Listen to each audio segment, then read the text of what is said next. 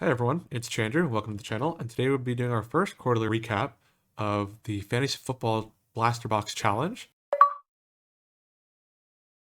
So for those who aren't aware, before the season started, I opened up a 2025 Hobby Score Panini Blaster Box and used the pulls from that to draft my football team for Fantasy Football this year. So here's all the players that I could have drafted that's in the pool for my draft, and after the draft, here's who I ended up with. Caleb Williams as quarterback. I have a strong wide receiver core with Nico Collins, Mike Evans, Marvin Harrison, and George Pickens. Kind of a weak running back with set with R.J. Harvey, Travis Etienne Jr., and Zach Charbonnet. Our strong tight end at the second round with Trey McBride, and our kicker Harrison Butker in the Minnesota defense.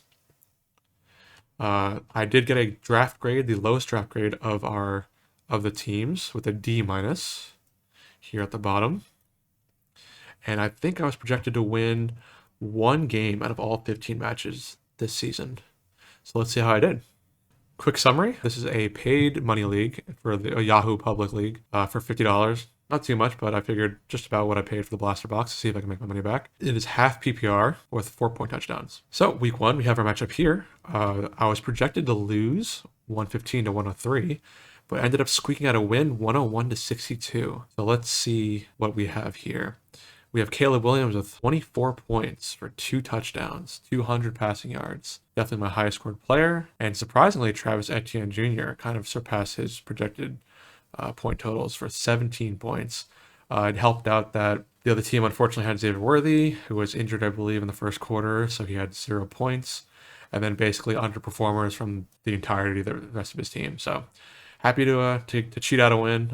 Again, obviously not the most honest win with an injury to one of their better wide receivers, but I'll take it how I can get.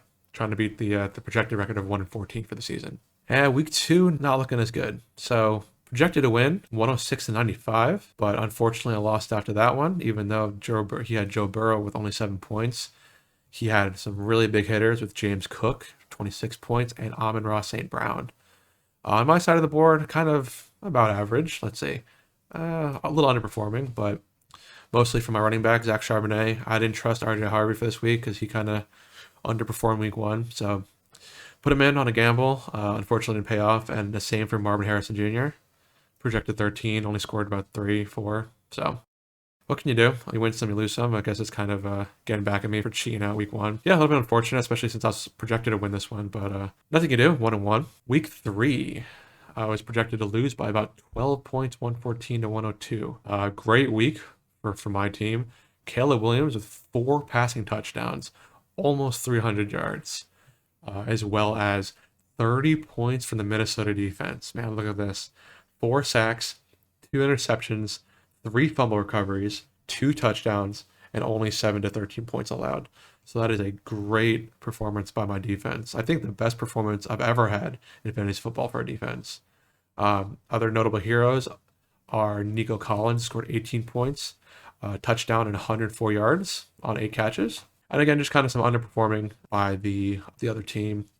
Kyler Murray did okay, but other than that, the Mrs. Nesbitt's team kind of underperformed. And let's see the rest of the league. I believe I was the highest scoring team in the entire league that week, thanks to Caleb Williams and the Minnesota defense, despite being the lowest draft grade.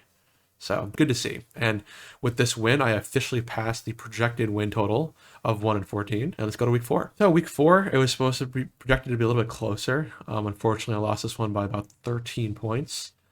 Let's see what happened here. So Caleb Williams, a little bit underperforming. I put Keenan Allen in instead of Marvin Harrison.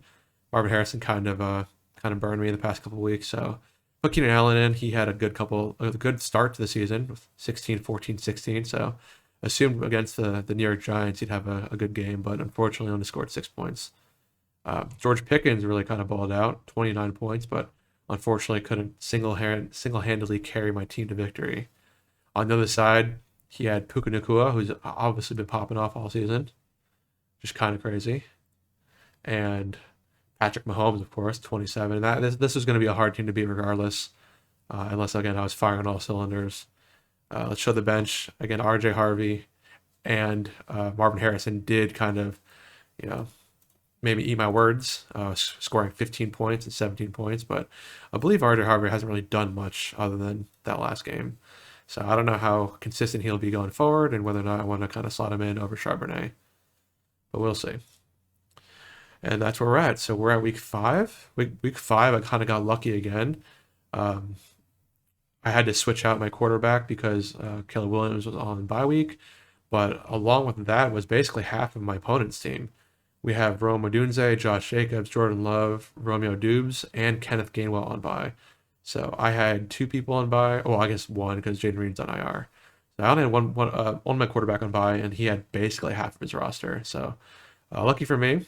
Again, I don't want to count the eggs before they hatch, but we're projected to win by a 11-point margin. So kind of comfortable, but we'll have to see how it goes. Again, nothing guaranteed in a fantasy football, so we'll have to see.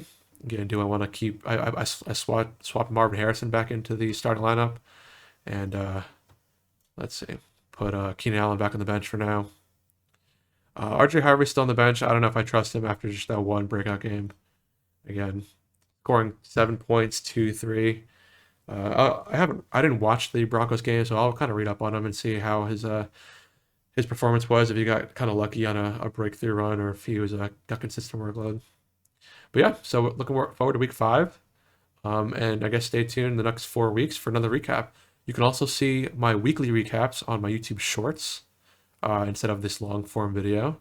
So like and subscribe, and stay tuned to see how I do. Thanks for watching all.